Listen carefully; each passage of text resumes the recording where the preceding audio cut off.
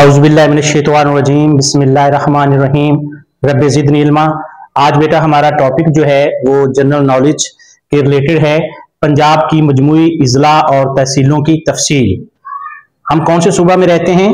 पंजाब। कौन से सूबा में?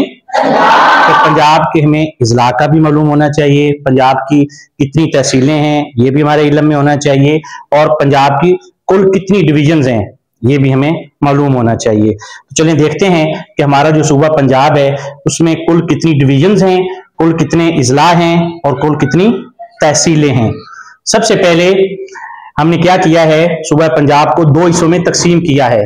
कौन से दो हिस्से? ए और बी। तो ए हिस्से में हमने 5 डिवीजन्स रखी हैं और बी हिस्से में हमने कितनी रखी हैं डिवीजन्स? 5 डिवीजन्स।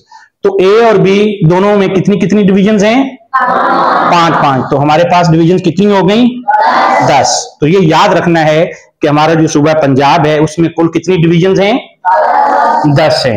अब हर एक डिवीजन की आगे मजीद तकसीम की गई है इज़ला के लिहाज से और तहसील के लिहाज से। तो हम देखते हैं कि हमारी जो सबसे पहली डिवीजन है वो लाहौर। लाहौर में कुल कितने इज़ला हैं?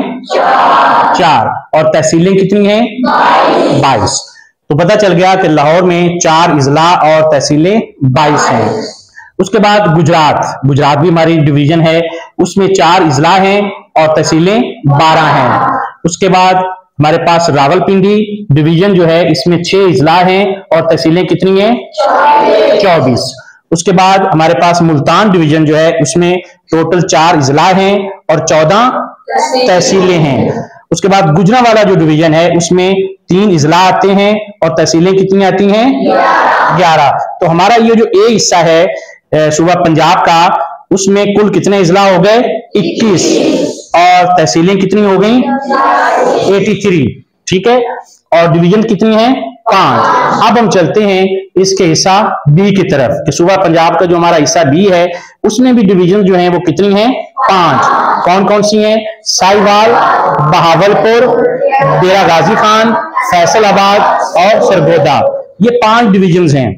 अब हम देखते हैं कि हर एक डिवीजन में कितने इज़ला हैं और कितनी तहसीलें हैं। साहिवाल में 3 इज़ला हैं और तहसीलें कितनी हैं? 7। बहावलपुर में 3 इज़ला हैं और तहसीलें कितनी हैं? 15।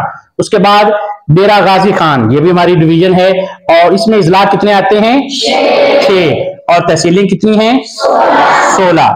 फैसलाबाद, ये भी हमारी डिवीजन है और हमारा ये जिला भी है फैसलाबाद। तो इसमें कुल इज़ला कितने आते हैं? 4 और तहसीलें कितनी आती हैं? 17। ठीक है।